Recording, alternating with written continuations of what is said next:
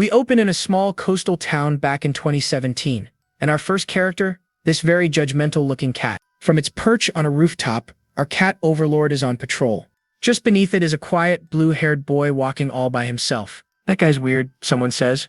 A pair of guys are watching him. What's his deal? The kid with the bowl cut explains he's the new transfer student, and the weird part, he never ever talks. He takes a swig of his coffee getting serious, but it's more than that. It's not just that he's quiet, it's like he's deeply silent. Yeah, I have no idea what that means either, my friend. The other one is just as confused as we are, asking what he means by that. But before he can explain, a white car comes barreling down the narrow street, and the blue-haired kid, without even looking, steps directly into its path. The driver freaks out, slamming the brakes with a deafening screech. The car stops just inches from him. The driver is absolutely losing his mind. What is wrong with you? Hey, you punk, you think you have extra lives or something? Why did you jump out in front of me? But despite the man's rage, the boy just slowly turns his head, his expression completely blank. He does not care at all. The guys in the alley are baffled. What is he doing? Wait, look at his leg. And there it is. The same fluffy cat from before is rubbing against his leg, purring its little heart out. Dude was just trying to save the cat. The angry driver grabs the kid by his collar, accusing him of trying to pull some kind of insurance scam. The onlookers can't believe it. Wow, even in this situation he won't say a single word. One of them tries to call the cat over. See? I told you, the bowl-cut kid says grimly. It's like he has some disease where if he talks he'll die. He just stays silent, no matter what. Just then, a girl with gray hair runs onto the scene, shouting, "Mister, wait a minute, what's going on?" She rushes over to the blue-haired boy. "Jijan, are you okay? What happened?" The driver, still gripping Jijan's tie, tries to explain that the kid just walked right in front of his car. The girl looks at Jijan worriedly. She then turns to the driver and bows deeply. "First of all, we are so sorry, can't you please let it go just this once?"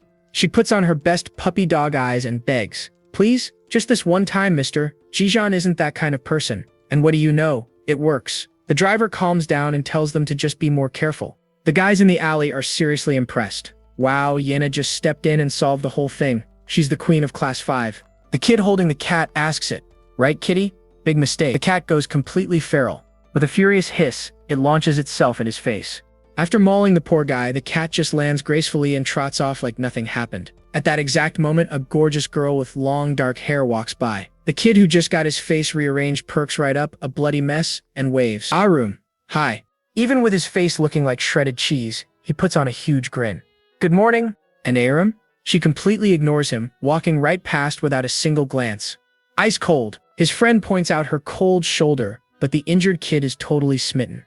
"Isn't it attractive though? If class 5 has Yena, our class has Ariam. Attractive my foot, it feels like she's just straight up ignoring you?" But he insists, No, it's because she's shy." His friend raises an eyebrow. "Huh? So she doesn't talk either? Wait, so she's just like that other guy?" The injured student explodes. "Don't compare her to some random dude. She's totally different. You take that back." And so the students head to school, each one lost in their own little world. Inside the loud, chaotic classroom, Jijan sits at his desk, perfectly still. He closes his eyes, trying to block out all the noise and chatter around him. Suddenly, his eyes snap open to a sound. Yena and her friend are at his desk. "Meditation time again today, huh?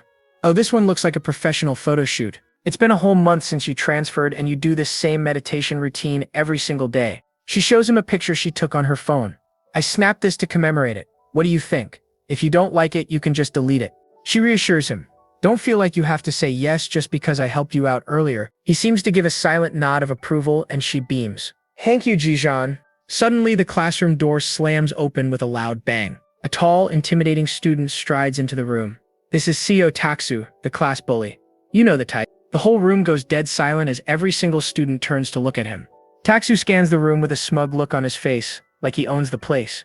He overhears the girls talking and giggling about the photo. Suddenly, he places a heavy hand on Jijan's shoulder, smiling menacingly.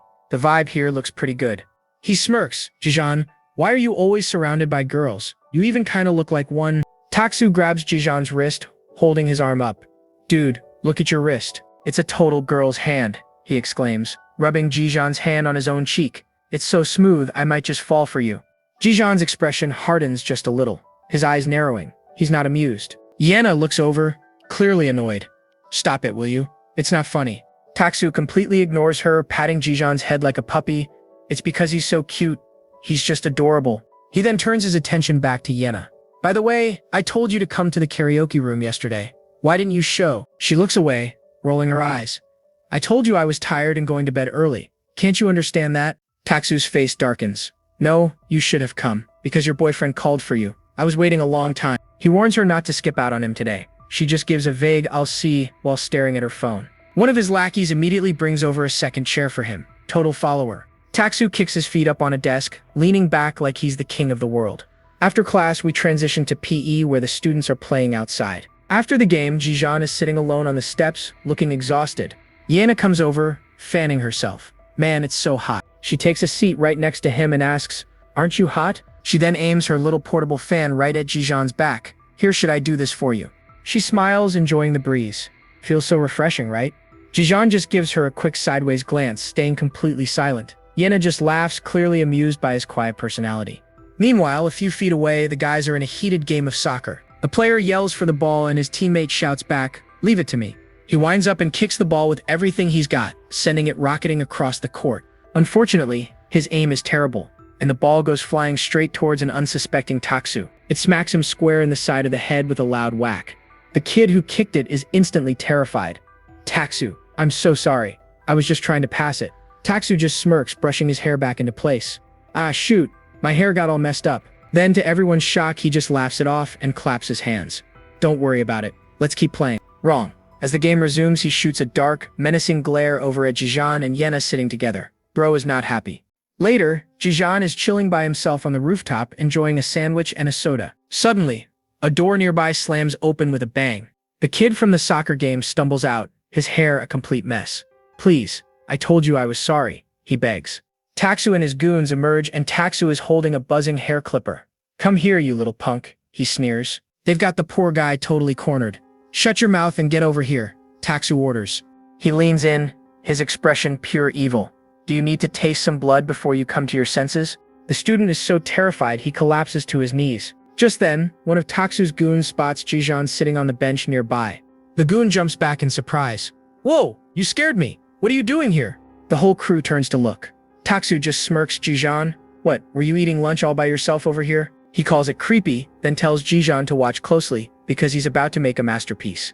With a wicked laugh, he starts shaving the kid's head, saying he's making him look much better. He pats the student's head, showing off his work. What do you think? The poor kid is left with a horrible buzz cut, with two little tufts of hair left on top like devil horns. Taksu turns to the silent Jijan. "Hey, aren't you going to laugh?" When he gets no reaction, Taksu gets cocky.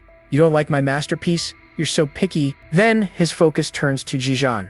He shoves the buzzing clippers right in Jijan's face.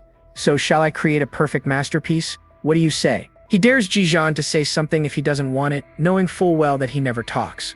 When Jijan stays quiet, Taksu thinks he's won. "So, you're not gonna talk, huh? I guess that means you're okay with it, right?" He brings the clippers right up to Jijan's hair. "Don't worry, I'll make it pretty." Jijan's eyes remain expressionless. Taksu gets closer and whispers, "You should watch yourself.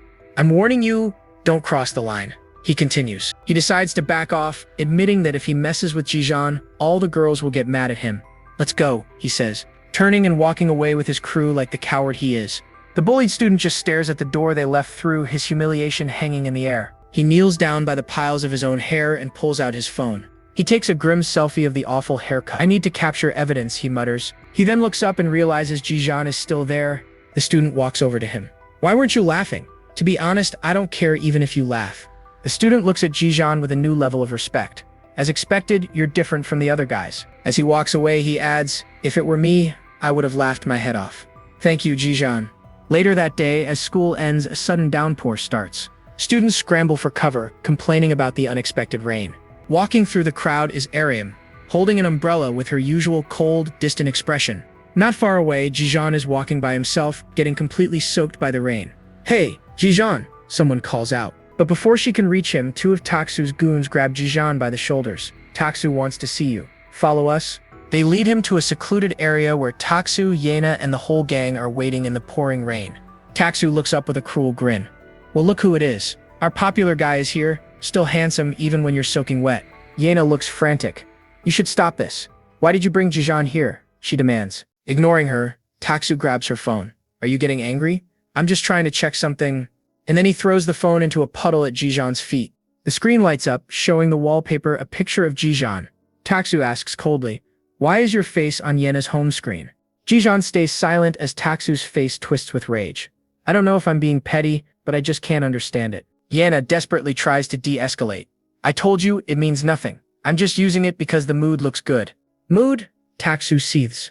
"You're telling me that was all?" Yena shoves Jijeon, trying to get him to run. "Jijeon, quick, leave. This has nothing to do with you." She looks at him pleadingly, her voice soft. "Hurry and go." One of the lackeys scoffs. "See? All the girls are siding with that punk? They're even flirting right in front of us." Yena spins around, finally snapping. "Cut it out, you loser." Stops crossing the line. And in a flash of pure rage, Taksu lunges forward and brutally punches Yena right in the face. Blood explodes from her mouth from the sheer force of the blow. As Yena crumples to the ground, a spray of her blood lands on Jijeon's face. His eyes snap wide open in shock.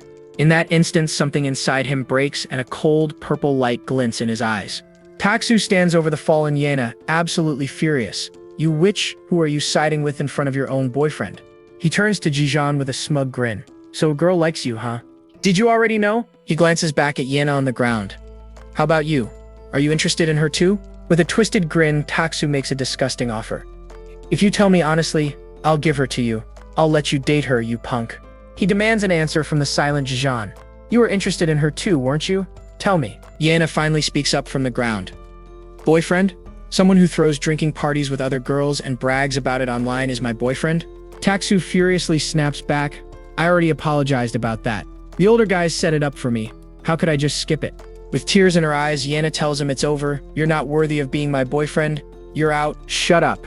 Taksu screams, and without a second of hesitation, he slams his fist into the small of her back. Jijeon watches, his face now a mask of pure, unfiltered rage. Yena cries out in pain but manages to get one last jab in. This is really the end for you. I was a crazy girl forever dating you." Losing it completely, Taksu grabs her by the shirt. "Who gave you permission to end it? Do you think I'll let you go?" Yena just dares him. "That's right. Hit me. Hit me more. Let's settle this today," he roars, pulling his fist back for another punch. But just as he's about to connect, a hand shoots out and grabs his wrist, stopping the punch dead in its tracks. It's Jijeon. Taksu is stunned. "Jijeon? Don't tell me you really were interested in her? I gave you my advice, didn't I? I told you not to cross the line." Taksu yells, swinging a massive punch right at Jijeon's face. Jijeon stumbles back, but he's completely unfazed, his eyes now glowing a dangerous red. "You're not even a match for me," Taksu says coldly. Seeing this transformation, Yena screams in terror. "Come to your senses, Jijeon." His eyes narrow and he plants his feet, digging into the wet ground. Taksu can't believe it. He withstood that. "I'm not holding back anymore." He unleashes another powerful, glowing punch, but Jijeon doesn't even move an inch. He just takes the punch, his eyes glowing an intense, furious red. Taksu stares in disbelief at the unmoving boy. "What is with this guy? Just go die, you bum." Taksu screams, throwing one last desperate punch. This time, Jijeon effortlessly catches the fist in his hand. With a cold look in his glowing eyes, Jijeon unleashes a brutal counterpunch, sending Taksu flying into a puddle. Taksu's crew can only watch in horror. "What was that, Taksu?" Yena is completely speechless. Taksu tries to push himself up, spitting blood. "Shoot, what is this?" But before he can recover, Jijeon delivers a vicious kick straight to his head. "That punk! He's asking for it." Seeing their leader down, the rest of the crew rushes in to attack Jijeon all at once. One of the thugs grabs a metal pipe and swings it, but Jijeon is way too fast. He kicks the guy in the chest, sending him flying before the pipe can even connect. The last guy standing watches his friend go down, completely frozen in pure terror. On the ground, Taksu stares up in disbelief. "Jijeon, what are you? Who are you?" Jijeon doesn't answer. He just grabs Taksu by the hair and viciously slams his face into the ground. He doesn't stop, repeatedly smashing Taksu's head into the wet pavement with relentless, terrifying fury. Yena finally rushes over and grabs Jijeon from behind, pleading with him. "Stop. Stop it, Jijeon." Her voice seems to reach him. He stops, panting heavily as lightning flashes across the sky. As he catches his breath, Yena can only look on, her face a mixture of fear and deep concern. Without another word, Jijeon straightens his clothes, shoulders his backpack, and walks away from the carnage. The one conscious thug can only stare after him, muttering, "That lunatic." Yena is left kneeling on the wet ground, trying to process what just happened. As Jijeon disappears into the storm, it's clear there's a deep, heavy darkness hidden behind all that silence. The writer wants us to see another angle on that encounter, to add to the mystery, I guess. From this vantage point, we see Arium when Taksu's minions call Jijeon and lead him to where Taksu is. She hears them talking about Taksu being furious with Jijeon. Just ask for mercy as soon as you see him, dude. It's the only way you'll live, one of them advises. Arium is curious and maybe a bit concerned. Her hand grips the umbrella handle tight, and in the next second, she's sprinting through the rain. She cautiously peeks around a corner, and what she sees makes her eyes go wide with pure shock. Jijan is landing a brutal punch on Taksu, who's twice his size, sending blood flying. And his face? It's chillingly calm as he winds up for another devastating blow. Arium can only watch in horror as Jijan systematically dismantles the other bullies. When the carnage is over, Jijan is the only one left standing, soaked to the bone in the rain. He emerges from the alley, breathing heavily, and begins walking, then gives her a glance. In the middle of the downpour, their eyes lock. His gaze is intense, his face bruised and bloody. Arium's hand is shaking, but she offers him her umbrella. Jijan just stares for a second and walks away, totally ignoring her. Ahram just stares after him as he walks off into the night. So mysterious. The next day, the storm has passed, and the sun shines over the school. In the classroom, everyone notices Taksu and his crew are MIA, just assuming they're skipping. But Jijan is missing too, and people are starting to talk. Yena's friend asks her if she knows what happened. Yena, now sporting a bandage on her cheek, just stares off into the distance, clearly thinking about him. Meanwhile, in a grimy underpass, some tough-looking dude is in total disbelief. He can't believe the news that Taksu is in the hospital. He says they were just out drinking a couple of days ago. He grabs one of Taksu's lackeys and demands to know how bad the damage is. The kid nervously explains that Taksu's face is fractured and he's too embarrassed for visitors. The leader asks how many of them got wrecked. The kid stammers, 4 of them. The big boss, Kang Doyle, is floored that Taksu lost and demands to know who did it. The lackey explains it was all done by one person, a quiet, mysterious transfer student named Jijan. Doyle just smirks, calling it pathetic that 4 guys got taken down by a single nobody. Suddenly, one of Doyle's massive goons grabs the kid by the throat, asking why he got away clean. He stammers that a 5-on-1 fight seemed cheap, so he stayed out of it. The big guy calls his bluff and smacks him hard across the face. Doyle, clearly annoyed by the interruption, asks what school Jijan transferred from. The kid insists nobody knows anything. He says Jijan is completely mute. Frustrated with how useless he is, the big goon punches him hard in the gut. He then demands a physical description. Anything they can use to identify Jijan. This is where it gets weird. The kid admits that Jijan is super handsome, like a model with a strange charisma. Did you fall for him or something? The goon yells, punching him again for the weirdly flattering description. But Doyle seems genuinely intrigued by this silent, secretive pretty boy fighter. He says a fighter like that is a rare item and gets a crazed, hungry look in his eye. I want it, he screams. The next day at school, students walk in under a hilariously ironic banner calling for non-violence. And there he is. Jijan walks calmly through the locker area, but he's being watched. The bowl-cut kid from Taksu's crew is spying on him from around a corner. A quick flashback shows Doyle ordering him to dig up information on Jijan's background. The kid was clearly terrified, but he had no choice but to accept the mission. Back in the present, he's stressing out, almost in tears. Why the heck does he have to do this? At that exact moment, Jijan opens his locker. Inside, he finds a pair of slippers and a smartphone that suddenly starts vibrating. With a flicker of surprise on his face, he picks up the unknown phone. A text from a random number congratulates him on getting a free phone. The message tells him to use an app called X-Talk to share any of his worries. Totally not suspicious at all, right? Jijan just looks around to see who might have done this. His little spy completely freaks out, thinking he's been spotted. But Jijan just turns and walks away, still examining the mysterious phone. Meanwhile, Arium is also nearby, holding up her phone. Jijan glances back down at the new phone, his expression totally unreadable. And a close-up on Arium reveals she's blushing hard at whatever is on her screen. As Jijan checks out the weird phone, Taksu's lackey keeps spying, trying to figure out what's going on. As Jijan walks off, he leaves the phone sitting on top of the lockers. Seeing his chance, the lackey lunges for the abandoned phone and snatches it up. He quickly inspects it. It's a super old model, and wait a minute, it isn't even locked. But before he can start snooping, Arium lands a brutal nudge to his back. He slams hard into the lockers with a loud crash, dropping the phone. Arium coolly strolls past, picking up the phone while the kid sputters on the ground in a daze. He yells after her, asking what her deal is, but she just runs away. Left alone and completely owned, the kid is seething with a mix of rage and pure humiliation. Elsewhere, Yena is walking with her friend Yuri, who's excitedly talking about her aunt's new poodle puppies. Yena, however, is a million miles away, completely lost in thought and not hearing a word.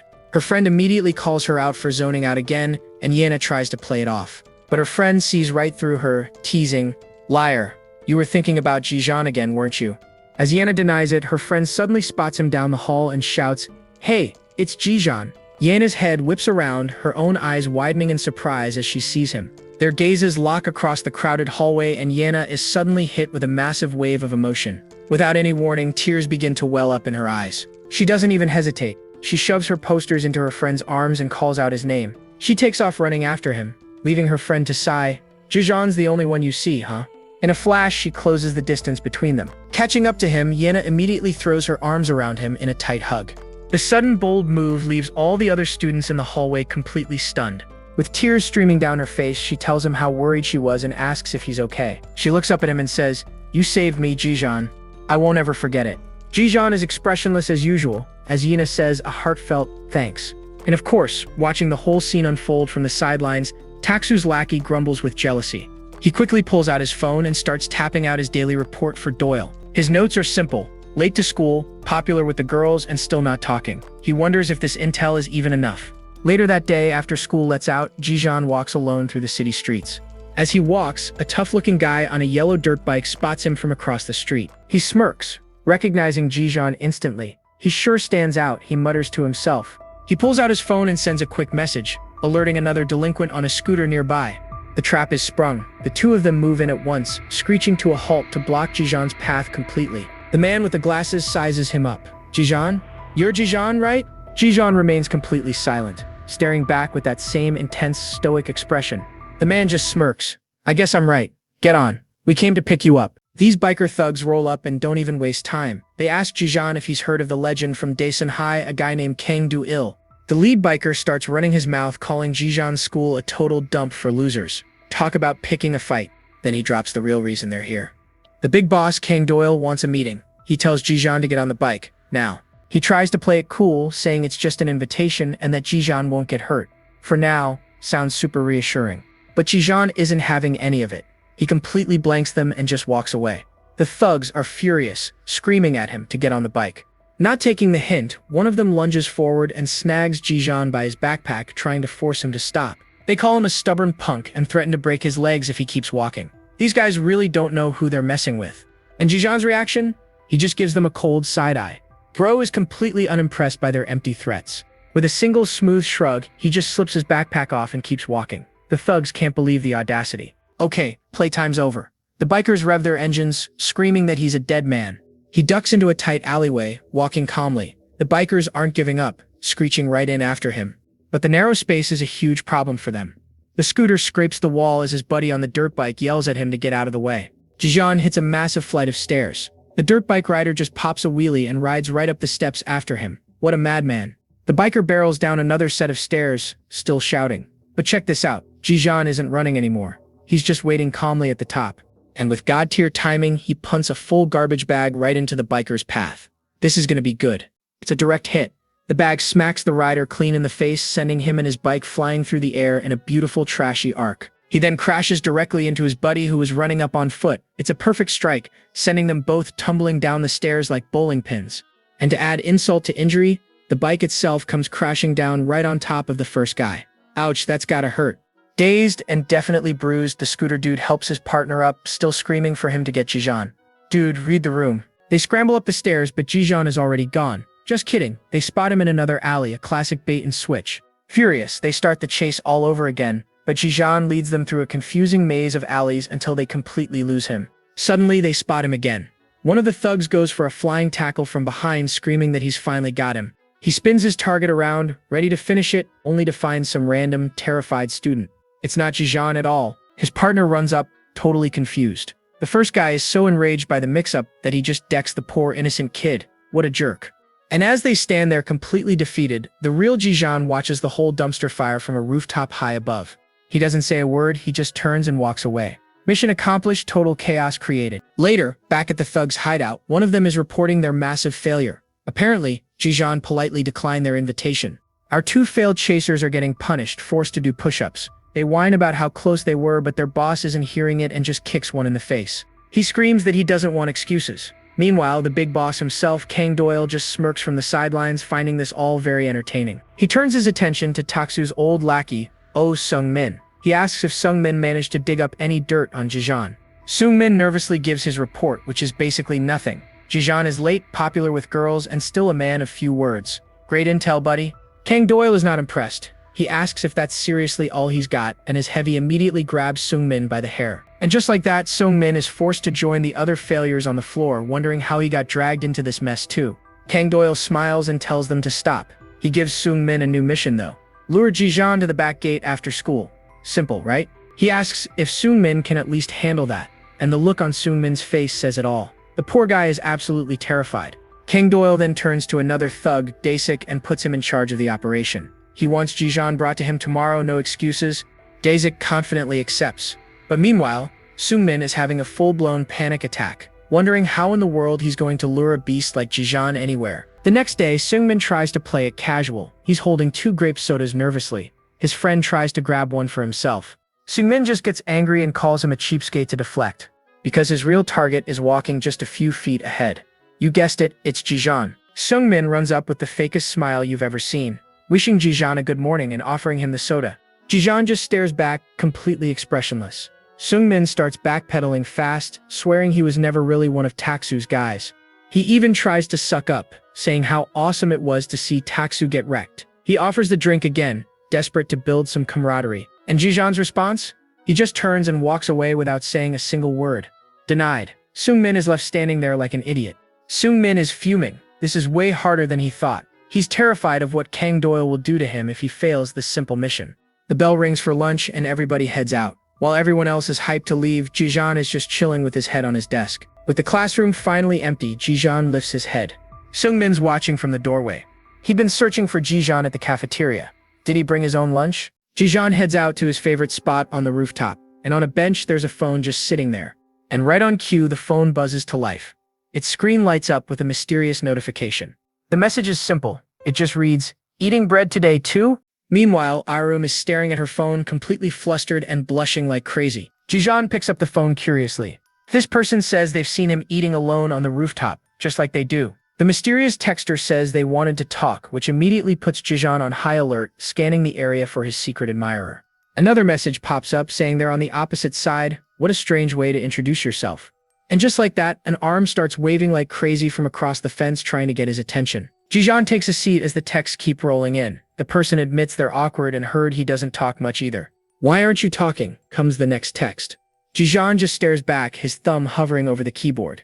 Suddenly, a loud voice shouts his name, completely startling him out of his thoughts. It's Oh Seung-min, who runs up with a ridiculously fake grin plastered on his face. "Whoa, fancy meeting you here." Seung-min holds up a bag of bread, claiming he was just coming up to eat. He then asks if Ji-jeon was eating all by himself. He's super eager to eat together, and Ji-jeon just kind of accepts it with his usual stoic silence. So the two of them sit on the bench. Seung-min is going to town on his bread, while Ji-jeon just sips his drink. But they're not alone. Arum is peeking over from the next rooftop, spying on them while having her own snack. All of a sudden, Seung-min bends over and starts crying. Bro is putting on a real show. With tears streaming down his face, he blurts out, "Ji-jeon, actually, I have no friends." He tries to explain that he only hung out with Taksu's gang because he was afraid of being a total loner. Looking at Ji-jeon with puppy dog eyes, he suggests they team up as fellow outsiders and become friends. But get this, it is all an act. Inside, Seung-min is raging, thinking, shoot, is this not working? I even squeezed out some tears.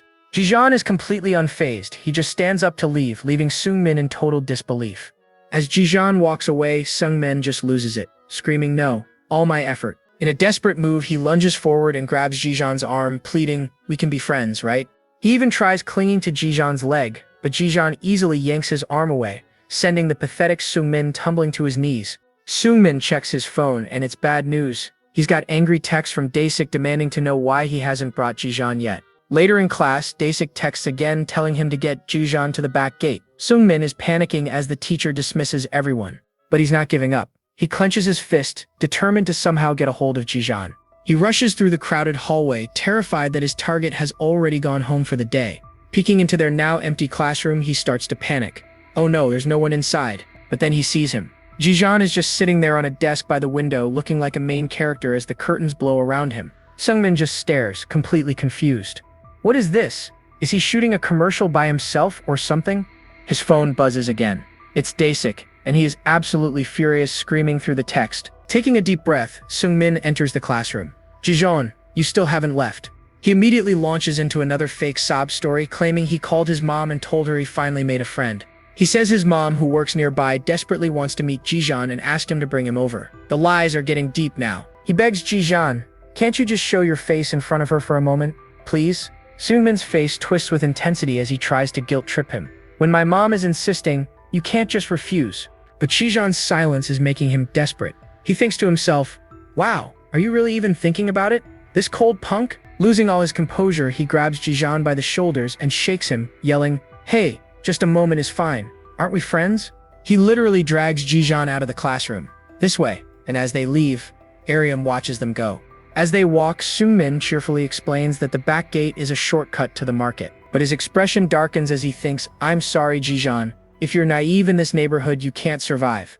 He pulls out his phone. He quickly fires off a text to Daesik, letting him know they're passing by the back gate right now. The trap is set. Just as they round the corner, a massive figure in a green tracksuit steps out, blocking their path completely. Without a word, Daesik gives Jijan an aggressive nudge with his shoulder. The force of the nudge got Jijan falling on his back as Daesik grabs the strap of his backpack to pull him closer.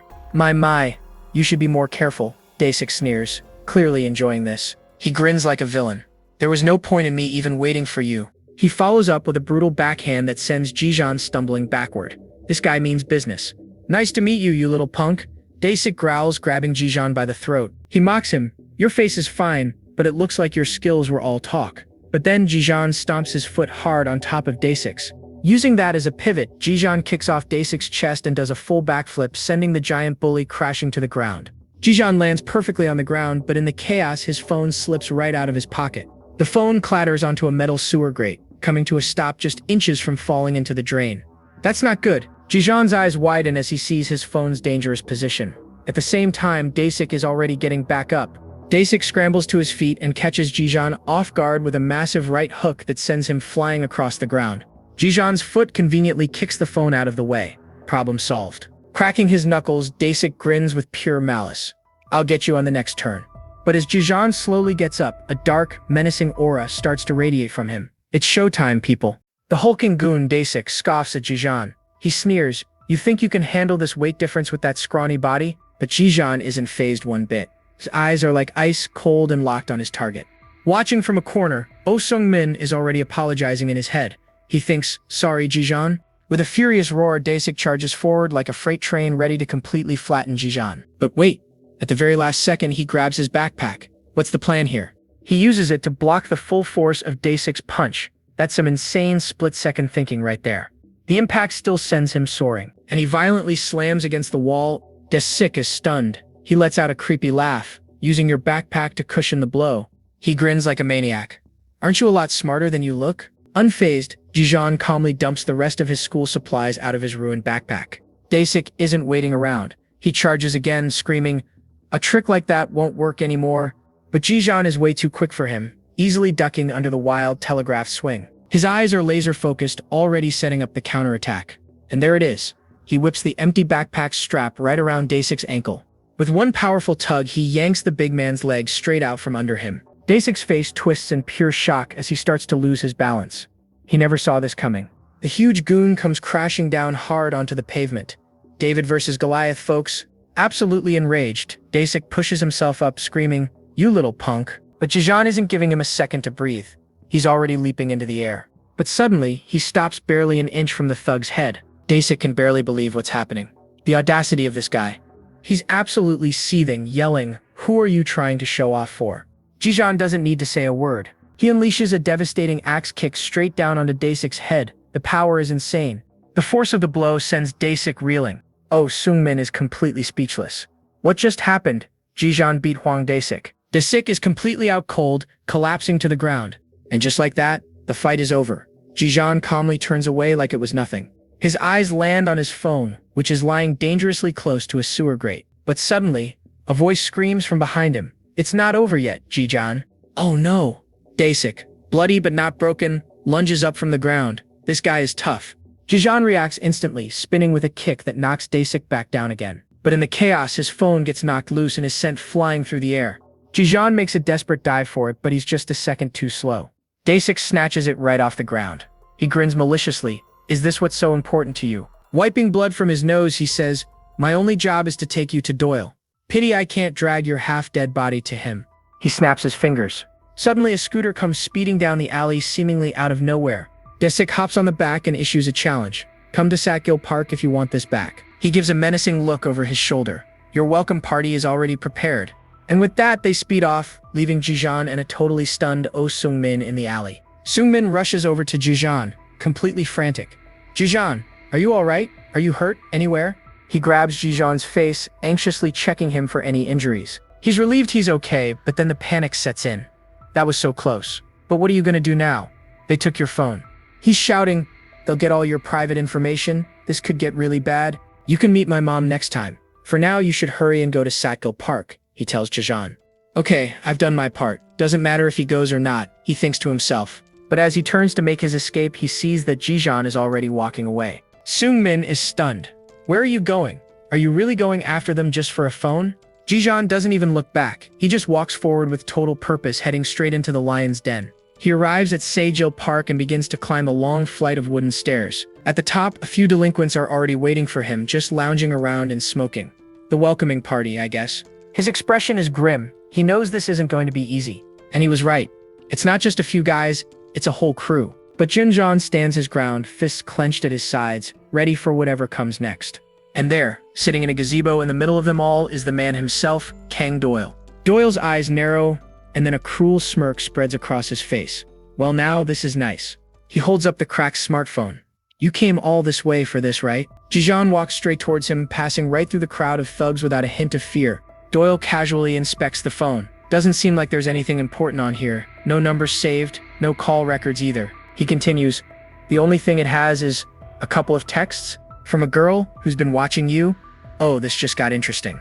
Doyle looks up at Jijan, clearly amused. But seeing how you actually came all the way here just to get this phone back, Jijan stops right in front of him and holds out his hand, demanding it back. Doyle just grins, taunting him.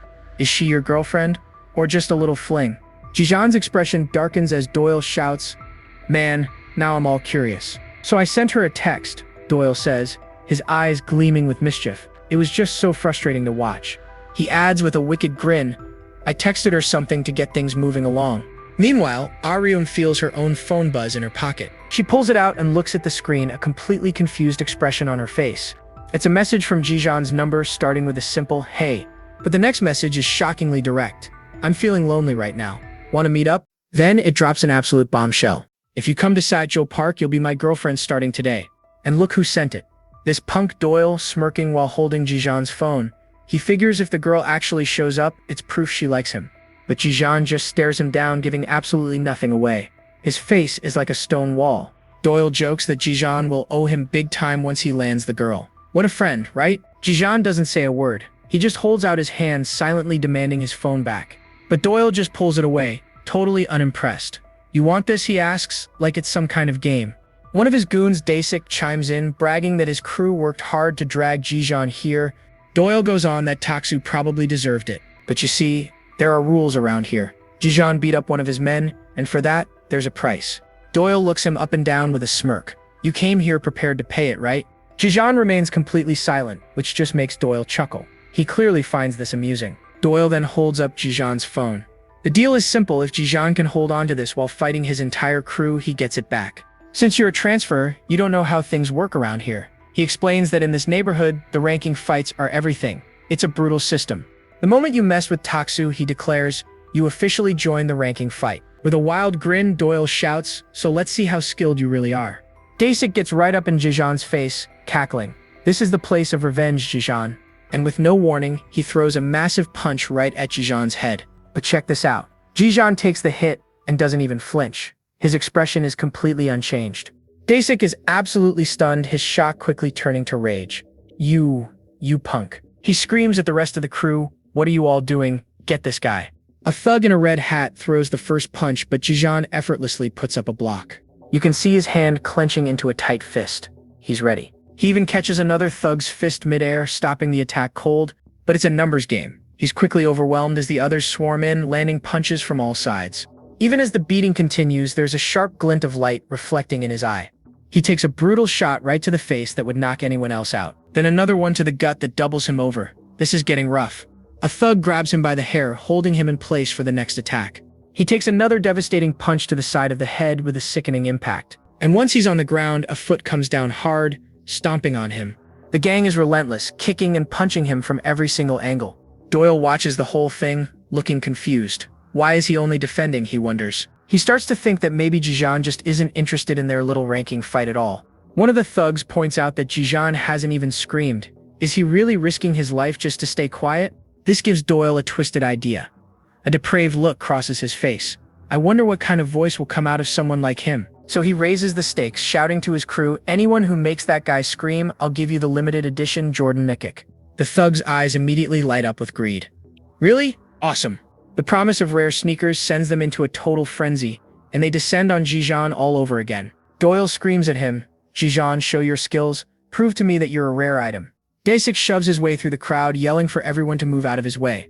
He taunts the beaten Jijan, asking where his fighting spirit went and if he's scared now. Dasik connects with a brutal uppercut, sending spit and blood flying through the air. The blow knocks Jijan flat on his back. He looks utterly defeated. He's struggling to breathe, his face a mess of bruises and blood, but incredibly, his eyes are still open. This isn't enough for one of the goons, who decides to take things to a whole new level by picking up a huge rock. He grins like a maniac, raising the rock high above his head.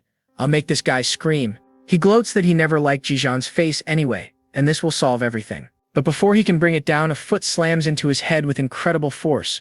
It's Doyle. He stands over the downed thug and coldly asks, do you want to die? He then turns back to Jijan, grabbing him by the collar and pulling him up. He gets right in his face. Do you enjoy this? You're trying to hide something, aren't you? He tells Jijan that this will never end, not until he proves his worth.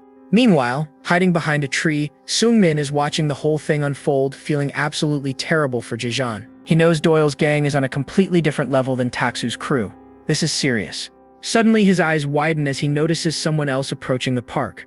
At that exact moment, Jijan's phone, still in Doyle's hand, lights up with a brand new message. The message is simple and direct. Please let him go. Doyle looks up from the screen, his eyes wide with genuine surprise, and there she is. It's the girl, Aram. She's standing at the edge of the clearing, her face hidden in the shadows. Doyle's shock melts into a wicked grin as he looks at Jijan. Perhaps you'll find your will to fight now. Your little fling has arrived. He gives a subtle nod to one of his thugs, who smirks and says, okay. The thug starts walking towards Ariam, waving his hand. Hey, come a little closer. Ariam doesn't move. Instead, she starts typing a reply on her phone. But before she can send it, the thug rushes up behind her. He violently grabs her by the arm, stopping her cold. Wow, he leers, pulling her close. You're actually pretty. She tries to pull away, but he yanks her back. Where do you think you're going? You came here by yourself, didn't you? Watching from the trees, Seungmin's face twists in horror. What? That's Ariam. He's completely panicked. He has no idea what he's supposed to do now. He instinctively takes a step forward to help, snapping a twig under his foot. The thug just grins at Ariam. You should go see your boyfriend's face. Let's go. But Seungmin freezes up. He's too terrified to intervene and can only watch them go. The thug announces his success, confirming he's dragged Aram into the park just like he was ordered. Up until now, Jijan has taken the entire beating without making a sound, but seeing her here, something finally snaps. Ahiram's terrified face triggers a flashback for Jijan, a memory of her showing him a simple moment of kindness on a rainy day, and how she tried to connect with him despite his lack of reaction. Back in the present, Aram flinches in fear, the thug's grip leaving angry red marks on her arm. And that is it. That is the absolute last straw. The empty look in Jijan's eyes is instantly replaced by pure, unadulterated rage. The thugs are in total shock. They can't believe their eyes, she actually came. One of the goons grinds his foot on Jijan's head and sneers at her. He says Jijan is busy getting a little educations right now. Ariam's hands are trembling, but she immediately tries to de-escalate by typing a frantic message on her phone. But instead of speaking, she just stands there in complete silence. The thugs are totally baffled. Why isn't she talking? The leader, Doyle, absolutely loses it and starts laughing. He just realized she's silent, just like Jijan. The whole crew starts mocking them, calling them a weirdo chat couple. Doyle, being the menace he is, turns this into a sick game. He smirks and says he'll reward whoever can make one of them talk. The big goon's eyes light up with a creepy glint. He asks if the girl is fair game, and Doyle just gives him the green light. And just like that, a couple of creeps start closing in on Ariam. One of them says if she can't talk, she can't say no. Seriously messed up. One grabs her wrist, demanding she speak, while another gets way too close and starts messing with her hair. All the while, Jijan is watching from the ground, and the look in his eyes is pure, unfiltered rage. as the creep asks about her shampoo. Doyle just keeps poking the bear, taunting Jijan. He asks if he's just gonna sit there and let this happen. Another thug escalates things, grabbing Uriam's face to force her to talk. From behind a tree, a terrified Sungmin can only watch in horror. The thug tightens his grip, screaming right in her face to say something. This is their biggest mistake. But before he can finish his sentence, a fist comes flying out of nowhere and absolutely decks him. It's Jijan. He's on his feet, and he's already laid out one of the thugs who touched Uriam. The switch has been flipped. Without even a second's pause, he unloads another brutal punch right into the face of the guy who grabbed her. Some dude with pink hair thinks he can take him on. Nope. He gets sent flying backwards from a single powerful hit. And look at Doyle. He is absolutely loving this. He's ecstatic that Jijan is finally showing his true colors. In a flash, Jijan moves to stand directly in front of Uriam, becoming her human shield. Protector mode is activated. The rest of the gang, completely furious now, all scream and charge at him at the same time. But it's no use. Jijan is like a whirlwind, effortlessly dodging and weaving through every single attack they throw at him. He grabs one by the face and slams a vicious knee right into his gut. He follows it up with a nasty elbow strike to the back of the head. That guy is definitely out for the count.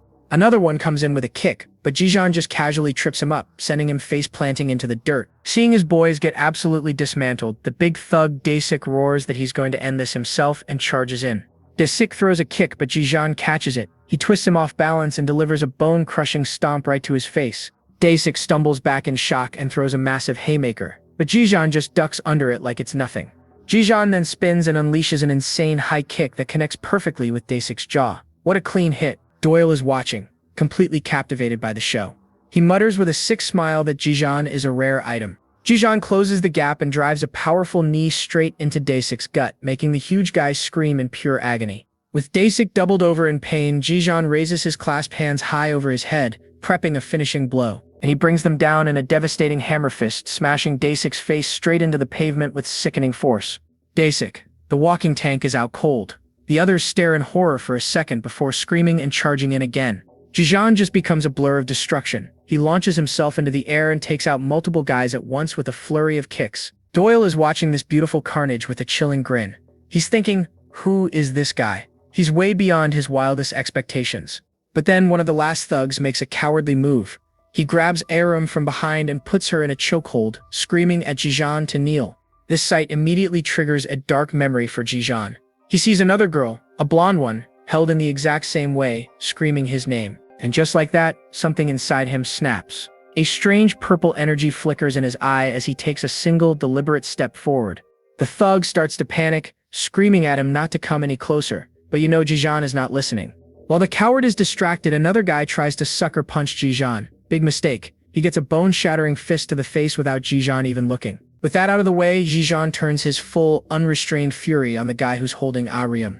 The thug is screaming in pure terror now, begging for his life as Jijan approaches. But it is way too late for apologies. Jijan's fist connects and the impact is absolutely devastating. And he is not done.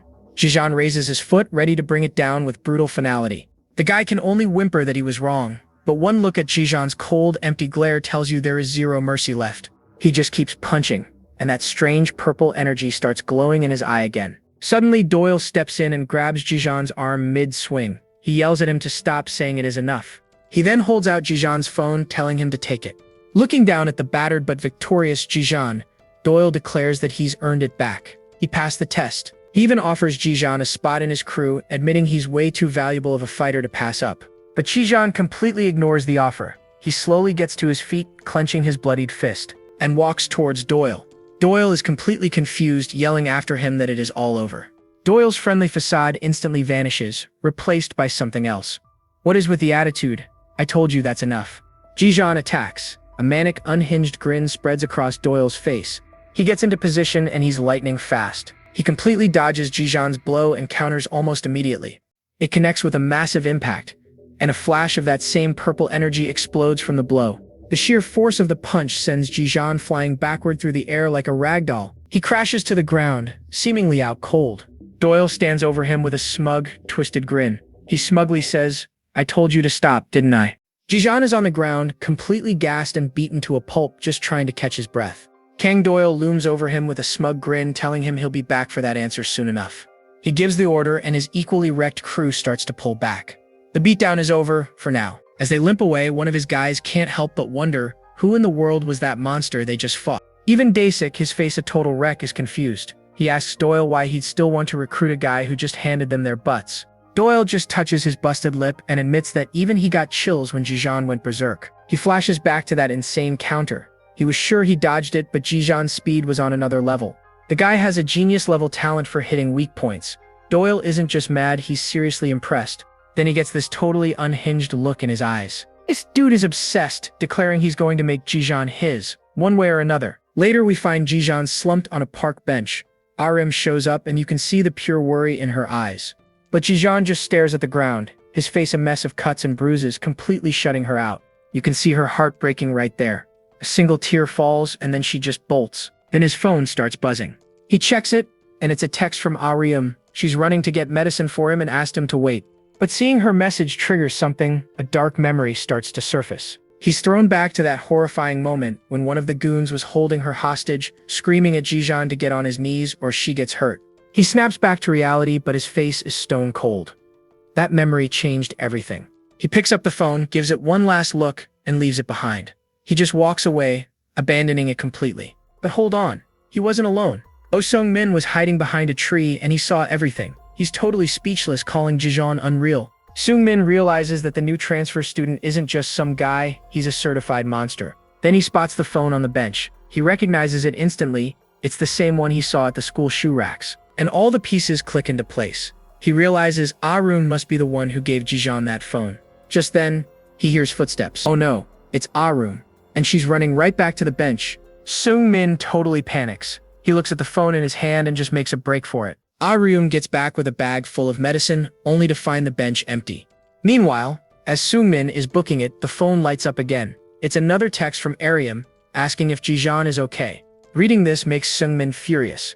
How could Jijan just abandon his phone when Arim is so worried about him? He's totally conflicted. Should he reply and put her mind at ease, or just ignore it? He scrolls up and sees her first text, introducing herself and saying she wants to get to know him. His heart just sinks. He's completely overwhelmed. Does he ignore her, or does he pretend to be Jijan? Back at the bench, Arim's phone buzzes. She looks down and sees a reply. Just one word. Okay, but that one word is enough. The next day at school, things are about to get crazy. Sung-min's friend is glued to his phone, his jaw on the floor. And what's he watching? It's a video of Jijan single-handedly dismantling Doyle's entire crew. His friend can't believe it's the same transfer student. Sung-min admits he was so shocked he barely managed to hit record.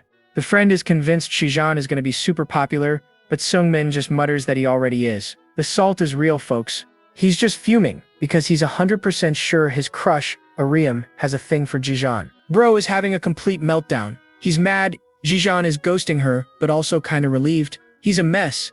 His friend sees a golden opportunity. He says the video would go viral and snatches the phone, ready to upload it. Sung-min chases after him but ends up crashing right into another student, knocking the guy's tie clip to the floor. He looks up and freezes. It's Kim Jinwoo, the number 2 ranked fighter of the sophomores, and he does not look happy. Sung-min is completely paralyzed with fear, barely able to stammer out the infamous fighter's name. He scrambles to pick up the tie clip, nervously offering to put it back on for him. But Jinwoo's not having it. He just smacks Sung-min hard across the face and tells him to go get his crew. His friend runs over to help, but Sung-min just screams at him, blaming him for the whole mess.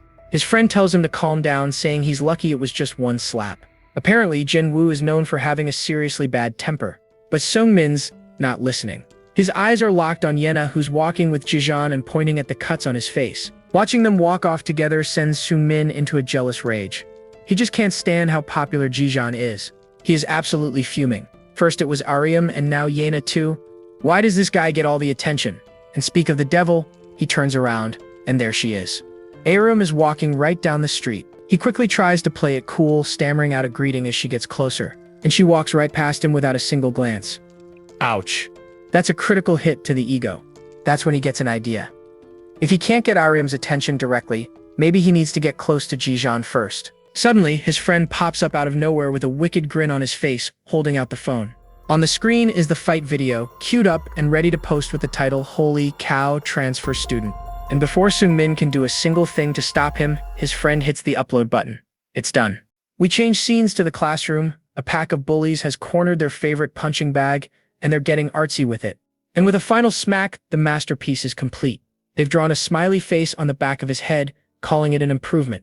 Seriously? The poor victim, Guman, looks completely broken as his tormentors howl with laughter. But the humiliation isn't over. Their next brilliant idea is to make him walk backwards for the rest of the day. Terrified and confused, Guman actually starts to shuffle backwards, right as they guide him towards the stairs. You know what's coming next. Guman loses his footing completely and takes a nasty tumble headfirst down the entire flight of stairs. And the bullies, they just stand at the top, laughing their heads off and calling him an idiot. Just pure evil. But just before Guman smashes into the landing, a blur of motion appears out of nowhere and catches him. It's Jijan. He just saved Guman from a trip to the hospital, and Guman stares back in total shock.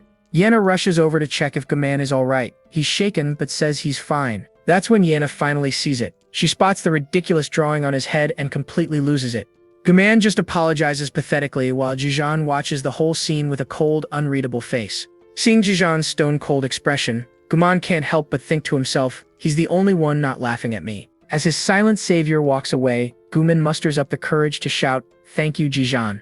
Meanwhile, in another part of the school, something big is about to go down in the gymnasium. Inside, it's an all-out brawl. Students are trading heavy blows in an unofficial fight club. A huge crowd has gathered around them, cheering, jeering, and probably betting their lunch money on the outcome. But one person is not impressed. Kim Jin-woo sits on the bleachers, looking totally bored by the amateur display. Suddenly, his lackey runs up and shoves a phone in his face. It's a crazy fight video of some new transfer student. And this video is absolutely blowing up online. The views are climbing and the comments are going wild. Jin-woo's interest is finally piqued. He asks if the guy is from their school, and his buddy confirms the uniform matches. A menacing grin spreads across Jin-woo's face. If this monster is really at their school, things are about to get very interesting. He stands up, silencing the crowd. He needs to know everything about this transfer student, and he needs to know now. One of the fighters points out there's a quiet new kid over in class 5, and then he drops the bomb. The word on the street is that this new guy is the one who hospitalized Taksu. Jin-woo's grin widens. So he's the one who took out Taksu? He orders his men to dig up everything they can on him. Later during lunch, Guman actually turns down his friends, saying he has other plans. He works up the nerve to approach Jijan, offering to share the bread he bought as a thank you. Hey, maybe we can eat lunch together once in a while, Guman says. But Jijan just stays silent. But their unlikely lunch date is immediately crashed by Oh Sung-min, who declares he was waiting for Jijan the whole time. Sung-min gets right in Guman's face, demanding to know why they're together. He insists he's the one who should be eating with Jijan. Then Sung-min notices the drawing on Guman's head and starts laughing his head off. Man, this kid has no filter. Guman tries to defend himself, but Sung-min just keeps roasting his ridiculous new haircut. Guman dramatically declares that his head is living proof of bullying and the truth must be seen. Can you take my picture? Guman asks. Cut the BS, Sung-min shoots back. A few minutes later, a confused Sung-min is snapping photos, having absolutely no idea what's even happening anymore. Just then, his phone buzzes. It's a message from Aryam, and his face instantly turns bright red. He makes up a lame excuse and sprints away, leaving Guman and Jijan behind. The text from Aryam just says, "Have a nice lunch." Sung-min is on cloud 9, clutching his phone like a treasure. Meanwhile, Aryam gets a reply that says, "You too." A small, happy blush appears on her face as well. But back with Sung-min, his happiness turns to sheer horror as the rooftop door opens. A shadow falls over him. A tough-looking student named No Jamin strides in. Jamin has tracked them all the way to the rooftop. He smirks, saying the rumors are true about the transfer student's lunch spot. He confidently walks towards Jijan, holding up a phone playing that viral fight video. "This is you, isn't it?" Jijan just stares at the phone while Sung-min looks like he's about to have a heart attack. That idiot friend of his uploaded the video. Poor Guman is completely lost, sweating buckets and wondering what in the world is going on. But Jamin knows exactly why he's here. He challenges Jijan directly, telling him to get up and show him what he's got. Jijan doesn't even move. He just stares ahead blankly. Jamin gets angry and shouts, "Hey, I said get up." Losing his patience, Jamin snaps and throws a punch that stops just a single inch from Jijan's face. And Jijan's reaction? Nothing. He doesn't even blink. He just looks bored, which is the ultimate sign of disrespect. Jamin is practically shaking with rage at being ignored so completely. He taunts him, trying to get any kind of reaction. Finally snapping, he screams that if Jijan won't get motivated, he'll just beat him into it. He winds up for a full power punch. "If you're not going to say anything, then I'll just beat you up," Jamin screams. But Jijan's reflexes are on another level. He ducks under the sloppy punch with zero effort. And without even a moment's hesitation, he counters with a brutal kick right to Jamin's shin. The impact sends Jamin stumbling forward, completely losing his balance. His face meets the wooden bench with a sickening crack. Ouch, that had to hurt. Jaemin hits the deck, screaming in agony while everyone just stands there, totally stunned. He pulls his hand away, revealing a face full of blood. Yep, that nose is definitely broken. Jijan just stares him down with this dark, terrifying silence. Jaemin is absolutely petrified and scrambles to his feet. Screaming his head off, he turns tail and bolts out of there as fast as his legs can carry him. Seungmin and Guman are left completely speechless, just wondering what in the world just happened. Guman turns to Jijan, his face a mask of pure awe. He can't believe it. Who the heck are you? You're crazy. Seungmin whispers that he's the dude who sent Taksu to the hospital, and Guman is floored. Guman's admiration is through the roof. He knew Jijan was different, but this is a whole new level of cool. But Seungmin gets serious, warning them that Jaemin's appearance means big trouble is on the way. He explains that Jaemin works for Kim Jinwoo's crew. They scout strong fighters and force them into a secret fighting ring in the gym. And Seungmin drops the bombshell. Jijan is their next target. Guman can't even process that there's a fight club at their school. He adds that some students even join willingly to make cash. With Jijan's insane skills, he could make a fortune. Guman bonks his head, furious that Seungmin wants Jijan to join. Seungmin quickly clarifies that he just has faith in Jijan's strength to handle it. So Guman turns to the silent Jijan and puffs out his chest. He declares that he'll reject the offer for him. He figures Jijan hates fighting and attention, right? So he's going to be the one to talk to them on his behalf. Guman throws an arm around Jijan's shoulder with a huge grin. He says that's what friends are for. Friends? Why are you acting like you're close to him? Seungmin is not having it, calling him out. But Guman proudly announces they're already friends. Later, back in the classroom, the air is thick with whispers and gossip. But the second Jijan and Guman walk in, the room goes silent. All eyes are on them. Instantly, a crowd swarms Jijan, shoving a phone in his face. It turns out he's gone viral. The phone is playing a shaky video of that insane brawl at the park. They're all desperate for confirmation. But Guman steps up, playing bodyguard. He tells everyone to back off and go through him if they have something to say. The other students just scoff, mocking Guman for latching onto the new popular guy. But suddenly, the classroom door slams open with a deafening crash, and in walks Kim Jinwoo with a lackey. Their entrance instantly silences the entire room. A wave of pure fear washes over the students. They know exactly who this is. Jinwoo stands at the front of the class and calmly asks for the new transfer student. Without a word, every single pair of eyes in the room drifts to the back, landing right on Jijan. Jinwoo locks his gaze onto Jijan. He and his enforcer start walking down the aisle straight for him. But just as they reach his desk, Guman stands up, blocking their path. You gotta admire the courage. Who the heck are you? Jinwoo glares. Guman nervously stammers that he's Jijan's friend and representative. He says they can talk to him instead. Jinwoo's lackey gets right in Guman's face, mocking him for thinking he's some kind of big shot. And before Guman can even react, the goon decks him right in the face with a brutal punch. Are you an idiot, representative? Guman stumbles back, clutching his face as the lackey sneers at him. He then grabs Guman by the collar, laughing at how ridiculous he looks. With Guman taken care of, Jinwoo finally steps up to Jijan's desk. He gets straight to the point. He asks Jijan if he's the one who messed up Jaemin's nose. Jijan just stares back, his expression giving absolutely nothing away. Jinwoo pulls out a black card with a snarling dog on it. It's an invitation to the gymnasium's fight club, known as Hound Dog. He explains his scout already tried and failed, so he came himself, holding the card out to Jijan. He pushes the card closer, asking the million-dollar question, doesn't he want to make some money? Even while dazed, Guman tries to speak up, insisting that Jijan doesn't want to fight. Jinwoo's face darkens with pure rage. He's had enough of Guman's interruptions. He snaps, delivering a vicious kick to Guman's stomach that sends him flying across the room. Jinwoo stands over him, absolutely furious, screaming at him for not knowing his place. He roars at him to stay down before starting to stomp on Guman over and over again. The rest of the class can only watch in absolute horror as the one-sided beatdown continues. But then, a hand shoots out and grabs Jinwoo's shirt, stopping him mid-stomp. Jinwoo spins around, shocked. It's Jijan, and his eyes are filled with a cold, terrifying fury. Jijan looks up at him, his expression dangerously calm. You know things are about to get real. Get your hands off, Jinwoo warns. But Jijan's grip only tightens. Jinwoo says he really hates being touched, but Jijan doesn't budge. Suddenly, the lackey snaps. He screams at Jijan to get his hands off his boss and throws a wild punch. But that punch was moving in slow motion for Jijan. He effortlessly ducks under the attack, making it look easy. And in one single fluid motion, he pivots and drives a vicious elbow strike right into the lackey's face. The impact is absolutely devastating. The goon's head snaps back as blood flies from his mouth, and Jijan just stands there, his expression cold as ice. And just like that, Jinwoo's lackey is eating the classroom floor. That elbow strike was absolutely brutal. But he's not done yet. Fueled by pure rage, he grabs a chair and screams, "You're dead. You hear me? Dead." And Jijan? He just stands there, completely unfazed. He watches the guy charge like it's a slow-motion movie.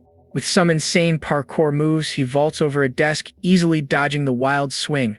He lands on another desk like a cat and immediately launches himself forward again. In a split second, he's airborne, delivering a devastating kick right to the dude's jaw.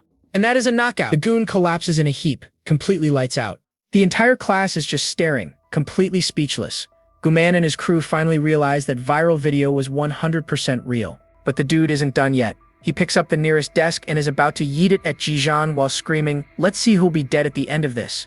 Right on cue, a teacher walks in. "Jijan, what are you doing up there?" he yells, completely lost. Seeing the absolute chaos, the teacher starts panicking, demanding to know what is going on. But Jinwoo, smooth as ever, steps in. He puts an arm around his beaten-up buddy and smirks, "Relax, teach, it's just a joke. We're not fighting." Then he turns his ice-cold gaze to Guman. "Hey, representative," he says with a grin. "You'll be my contact for him now, right?" As he leaves with his crew, Jinwoo gives Jijan one last look. "I'll see you again, Jijan." He even has the nerve to pat the stunned teacher on the shoulder, telling him not to be so nervous. The disrespect is unreal. After school, the fight is all anyone can talk about. Sungmin is absolutely kicking himself for missing what his friend calls a scene straight out of a movie. They wonder where Jijan is, figuring the teacher kept him behind for the brawl. But surprise, Jijan isn't in trouble at all. He's in the counseling room and the teacher just offered him some green tea. The teacher admits he was against Jijan transferring here. He was worried the kid wouldn't fit in. He was worried about Jijan's silence but agreed because Jijan's father, an old friend, trusted him. He remembers the last time he saw Jijan 4 years ago, back when he was in middle school. A flashback kicks in, showing a younger Jijan with a bowl cut, just wailing on a punching bag. The kid already had insane power. His father proudly introduces the teacher. A sweat-drenched but super polite young Jijan immediately bows and greets him. His dad boasts about how strong Jijan will be, while the two old friends make plans to grab drinks later. Back in the present, the teacher sighs. He remarks how much Jijan has changed from that bright, energetic kid. He lets Jijan know that the other teachers are aware of his situation, but handling problems with other students, that is on him. He offers some final wisdom. His father's training was about more than just being physically strong. The teacher believes Jijan will eventually break his silence, and as he says this, rain begins to pour outside. Meanwhile, Soon-min and his buddy are caught in the downpour. They assume Jinwoo has finally given up on recruiting Jijan. Suddenly, the burner phone Arum gave to Jijan buzzes, but it is in Seungmin's pocket. He pulls it out. It is a message from Arum. "Do you have an umbrella?" Seungmin's face goes completely red. He quickly texts back, "Why?" She replies, telling him to meet her at the stationery store. His mind starts racing as he sprints towards the store. Is she really waiting for him with an umbrella? He peeks around the corner, and his heart just sinks. There is Arum, holding an umbrella, clearly waiting for Jijan. Seungmin starts to panic. He thinks about getting Jijan, but his jealousy takes over. "No way, I cannot let them share an umbrella." But then, a crazy idea hits him. He imagines himself walking under that umbrella with them too. This dude is plotting. With his new plan locked in, Seungmin sprints back to the school to find Jijan, leaving Arum waiting in the rain. Moments later, Seungmin shows up with his arm around Jijan's shoulder like they are best buds. "Oh Han Arum," he says, acting all surprised. Ahiram just stares back, completely confused by this bizarre new friendship. The rain keeps falling as Jijan and Arum share an intense, silent look.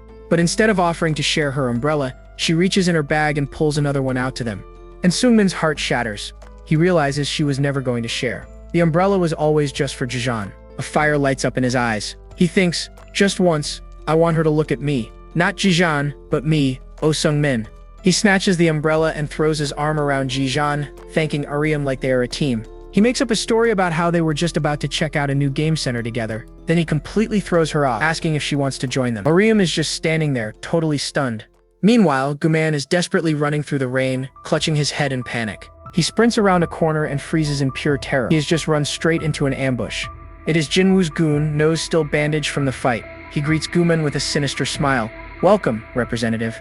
Guman is trapped between the two thugs. He stammers, "Well, what do you want?" The goon just sneers back. "You said you are the representative. I have got a little message for you to pass on to Jijan." In a dark, rain-slicked alley, the only sound is the brutal thud of fist meeting flesh. No Jaemin, his face all taped up, looms over a battered Guman. He demands to know what Guman is supposed to do. Bloody and bruised, Guman can barely choke out the words. He has to make Jijan participate. Jaemin grabs him by the shirt, sneering at him. Then he lands another vicious punch right to the gut, tears streaming down his face. Guman finally breaks. He promises he'll talk to him. Jaemin delivers a final, chilling threat. The price for failure is his life. He's going to die. Gumin is completely broken, able to do nothing but groan in pain. But then, a calm voice cuts through the rain. It's Kim Jin-woo telling Jaemin to back off before the guy wets himself. He coolly pulls out a black card with a snarling red dog. The words Hound Dog are printed right below it. Jin-woo flicks the card right at Guman's head, telling him to give it to Jijan. With a sinister smile, Jin-woo delivers the invitation. Welcome to the Hound Dog fighting pits. He and his crew just walk away laughing, leaving Gaman collapsed in the pouring rain. Meanwhile, at an arcade, Sungmin screams with determination. He's ready to take on Jijan, the challenge, a game of air hockey. Sungmin is ready to prove he's the best. He unleashes a powerful shot, thinking his gaming skills are unmatched. He really wants Arum to see him win this. Ahiram just watches on, her expression totally unreadable. The score is still 0-0, but with a simple flick of his wrist, Jijan effortlessly scores. Sungmin is completely shocked. Trying to save face, Sungmin just laughs it off. He claims he was giving Jijan a handicap. Sure, buddy. He tries to get serious again, but Jijan unleashes a lightning-fast flurry of shots. The pucks just keep scoring, one after another. Sungmin is left completely dumbfounded. He can't believe it. Jijan can even put a weird spin on the puck. How is he so good at this? The game turns into a complete massacre. It's an absolute blowout. The final score is 13-0. Sungmin hangs his head in defeat, muttering about how Jijan didn't even let him get a single point. Trying to recover, he tells Arim it's her turn. He's hoping she'll see Jijan's cold side and get turned off. So Arim and Jijan silently take their places at the table. Their game begins, and the puck flies back and forth. It's actually a super even rally, and Arim finally scores. Sungmin is completely outraged. He yells at Jijan, asking where that crazy spin move went. It's obvious Jijan is going easy on Arim. The two of them share an intense gaze across the table. Seething with jealousy, Sungmin declares his next move. He's going to win her over with the claw machine. He nearly snags a cute pink teddy bear, but it slips from the claw at the last second. So close. He yells in frustration but tries to play it cool for Arim, promising he'll get it next time. He tries again and gets even closer, but fails again. Totally enraged, he starts punching the machine, yelling that it's rigged. While Sungmin is throwing a tantrum, Jijan calmly steps up. One press of the button, and he wins on his first try. Sungmin is left completely speechless. Jijan effortlessly wins not one but two stuffed bears. Jijan hands the pink bear to Arim, and the brown one to a stunned Sungmin. What a power move. Arim actually blushes a little, thanking him. Meanwhile, Sungmin is having a full-on internal meltdown. Is there anything this guy can't do? Getting desperate, Sungmin decides to bust out his ultimate move. His secret weapon is his singing voice. Next thing you know, they're in a karaoke room. Sungmin grabs the mic and starts singing a ballad directly to Arim. While he's busy performing, Jijan and Arim are just sitting there, silently and awkwardly close to each other. But then, disaster strikes. Sungmin's voice cracks and he starts coughing uncontrollably. He totally choked. He sputters that something went down the wrong pipe and rushes out to get some water. And just like that, Jijan and Arim are left completely alone in the small karaoke booth. Arim pulls out her phone and types a message, even though he's right there. She thanks him for the plushie. But as he reads the message, her phone starts buzzing like crazy. She's getting a call. He looks at the screen and the caller ID just says, Dad. Instantly, all the color drains from Arim's face. Her eyes go wide with what looks like pure terror. She jerks back and stands up, completely rigid with fear. She just stares at the ringing phone. Totally panicked, Arim bolts from the room and crashes right into someone. Back in the booth, Jijan is left wondering what in the world just happened.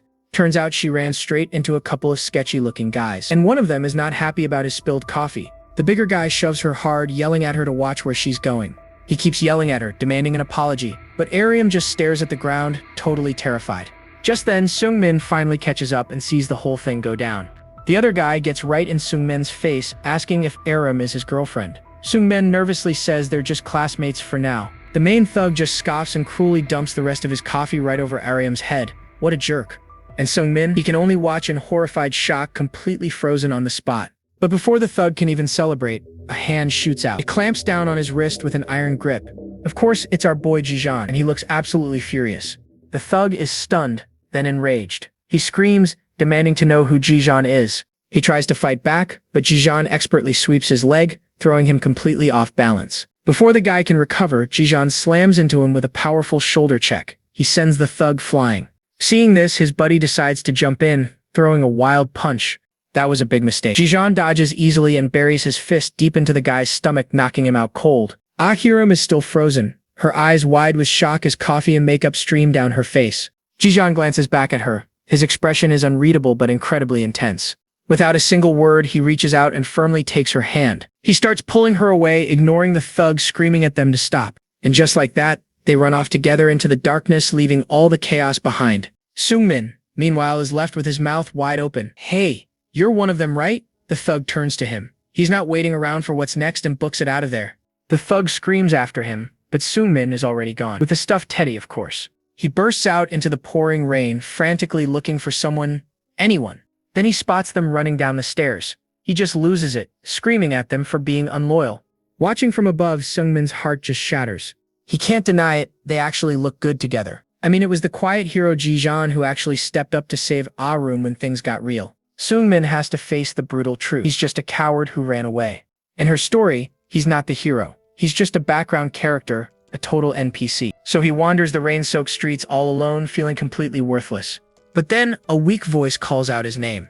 He turns and finds Go Guman beaten to a bloody pulp and crying on some stairs. Guman is a total wreck, sobbing that he's not worthy of being Jijeon's representative. Seungmin asks if Jinwoo's crew is responsible, and that's when Guman drops a bombshell. He confessed. He promised them he'd get Jijeon to fight in their underground pit fights. Guman bows his head in shame, admitting he only folded because he was terrified. Seeing this, a tear rolls down Seungmin's cheek. He thinks, "You're just like me." He helps the battered Guman up, who asks a heartbreaking question. What are two losers like them supposed to do now? He says sadly, if Jijeon thinks we're his friends, he'll help us. Meanwhile, Jijeon and Arum are walking through the rainy city, just the two of them. They share this silent, intense look, and you can see them both blushing even in the rain. Jijeon lets go of her hand, but they keep walking side by side. Then Arum pops open an umbrella, holding it over both of them. Classic K-drama moment right here. But across the street, who should spot them? It's Yena and her friend Yuri. Yena tries to play it cool, saying she saw nothing, but her face tells a totally different story. Her eyes are practically burning with jealousy as she watches them walk away under that one umbrella. Suddenly, Arum's phone buzzes, and she looks down, surprised by the notification. A little later, they arrive right in front of her apartment building. She quickly types a message on her phone to show him, "This is my place." She offers him the umbrella, says a quick goodbye, and then runs inside. Jijeon is left standing alone in the rain, now holding her umbrella. He watches her go for a second before turning to head out himself. But he stops when he feels a tap on his shoulder. He turns around, and it's Arum again. She holds up her phone with one last message. "Thank you so much for today." She gives him this incredibly sweet smile, and Jijeon is just totally stunned for a second. Up on her balcony, Arum watches Jijeon standing in the courtyard below. But her quiet moment gets ruined when a shadowy figure appears next to her and lights a smoke. This guy looks seriously scruffy and mean, taking a long drag from his cigarette. He glances over and mutters something about it being a load of nonsense, totally killing the mood. The next day at school, Seungmin is putting on a huge show, pretending to beat up Guman on the rooftop. And Guman is playing his part perfectly, crying that he's worthless and doesn't deserve to be Jijeon's friend. Seungmin then yells over to Jijeon, asking if he should keep hitting their useless representative. He asks when the match is. Guman tearfully replies, "Saturday night, 9 p.m., the gymnasiums." Seungmin asks what happens if he doesn't show up. Guman immediately starts wailing that they'll kill him. The two glance over to see if Jijeon took the bait. Maybe not. They turn the waterworks up a notch. Without a single word, Jijeon walks into the dark stairwell and disappears, leaving them hanging. Seungmin and Guman are just stunned. Will he actually show? Guman can't shake how cold Jijeon looked. The second Jijeon is gone, the act drops. Seungmin chews Guman out for his bad acting, but Guman is convinced they're doomed. And just like that, Saturday night arrives, casting a dark shadow over the school. Inside the gym, the underground fight club is popping off. You can hear the brutal sound of punches echoing everywhere. A massive crowd of students is roaring, fists in the air, absolutely thirsty for some action. Guman and Seungmin are on the sidelines, totally blown away. Guman says, "Is this even a school? It's a straight-up fighting ring." As the fight rages, all they can do is stare at the entrance and wonder, is Jijeon actually going to show up? The underground fight club is absolutely electric. Everyone's losing their minds. Two students are just wailing on each other, trading heavy blows. And boom, a brutal shot connects right on the jaw. The crowd smells blood in the water. They're screaming for the finish. He sees the opening and just unloads a flurry of body blows. But hold on, someone is watching this whole thing on a security camera. In a dark room, a mysterious man sips his soda. He thinks these kids are all riled up. He smirks, already knowing who's gonna win. He's just waiting for the main event. He's wondering if the new transfer student Jijeon is actually gonna show. He thought Jijeon was just some quiet little puppy, but it turns out he's a fighter. From the teacher's office, he's debating his bet. Lee Tae-sung or Ji-jeon. He's curious about the new kid, sure, but his money is on Tae-sung. He calls Tae-sung a total hound dog, and you can see why. This guy's an absolute unit. Just then, the phone on his desk starts ringing. He picks up. The voice on the other end says there's a student who refuses to talk. He knows exactly who it is. A wicked smile spreads across his face. He tells them to send him in. He hangs up and peeks through the blinds. Uh-oh, low battery warning. He sees Ji-jeon walking across the courtyard. He's gotta admit, the kid has courage.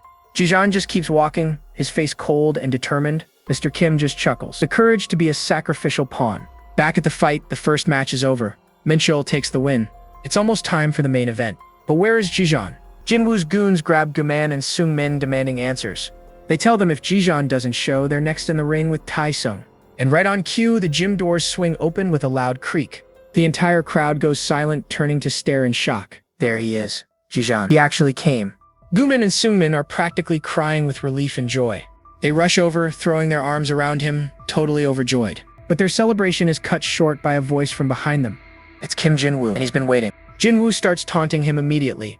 Only 10% of the crowd bet on him to win. Then he leans in close and whispers a little secret. He bet on Ji-jeon.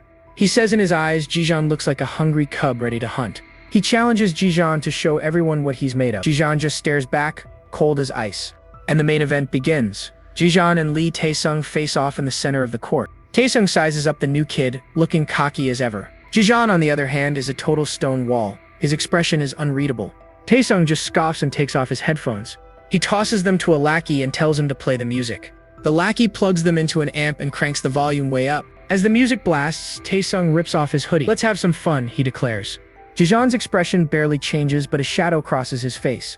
The two fighters square up, ready to throw down. Tae-sung immediately lunges forward with a flurry of punches, but Ji-jeon dodges them all. Ji-jeon fires back with a clean shot right to Tae-sung's face. They exchange a rapid series of blows. Neither one is backing down an inch. Tae-sung throws a kick, but Ji-jeon counters with another perfect punch. And Tae-sung realizes it instantly, just from these first few hits. This new kid is on a completely different level than anyone he's ever faced. Gritting his teeth, Tae-sung admits this doesn't feel good at all. He's stunned as Ji-jeon finds an opening the second his guard drops. Ji-jeon unleashes a brutal combo. Body blows and a kick straight to the gut. Tae-sung grunts in pain as another fist slams into his face. On the sidelines, his friends are going nuts. They're screaming for him to get him. Tae-sung can't believe it. Ji-jeon's expression hasn't changed one bit. Is he just a punching bag? Watching the monitor, Mr. Kim leaps to his feet. He's screaming for Tae-sung to get it together. The crowd is furious. They've got money on this fight, and they want Tae-sung to fight back. Someone yells to crank the music, and the lackey cranks the amp even higher. The crowd starts a thunderous chant for Lee Tae-sung. The music swells, and a girl's clear voice sings out the lyrics. Ji-jeon hears it. His eyes widen just a little. He knows this song. Tae-sung sees the opening and lands a couple of solid hits. In the crowd, someone asks what song is playing. His friend says it's from a group called Anicap. The name sounds familiar, and it hits Ji-jeon like a truck. His mind flashes to an image of a pretty blonde girl telling him the name of her new girl group. It's called Anicap. The pretty girl winks. If Anicap makes it big, you're gonna become the boyfriend of a super famous pop star, Ji-jeon. So, what do you think about Anicap? She asks. If she signs the contract, it will guarantee her debut, but she's totally second-guessing herself. Can she really do it? Right on cue, some of Ji-jeon's biker friends roll up, telling him it's time to go. Without even a word, Ji-jeon just gets up, looking like he's about to ditch her. But then he tells her that whatever she decides is the right answer for him. A total Chad move. And just like that, her face completely lights up with relief. She jumps up and throws her arms around him in a massive hug, thanking him over and over. She tells him he's the one she can always count on, that he's her safe place. But that sweet memory gets shattered by a fist smashing right into his face. He's snapped back to the present. Guman and Sung-min are freaking out. What is wrong with their boy right now? His opponent, Lee Tae-sung, just smirks. He thinks he was way too cautious with this nobody. The crowd is chanting Tae-sung's name while loud music blasts from a speaker, and the beatdown is brutal. His friends can only watch in horror as Ji-jeon gets absolutely dominated. They're convinced it's the music. It has to be messing with his concentration. They scream at some random student to turn it down, but the dude just tells them to get lost. The other students just laugh it off, saying Ji-jeon is just weak. So Guman takes matters into his own hands. He snatches the speaker and makes a run for it. He hits the switch, and just like that, the gym goes completely silent. But the silence triggers another memory. This one is much darker. A girl is crying in front of Bong San Entertainment. It's her again, Shin Mirai, and she's telling him they need to stop seeing each other. Her expression turns ice cold. She says she is tired of him and walks away. Men in suits hold him back as he screams her name, begging her to wait. Back in the present, Taesung's punch lands square on his face.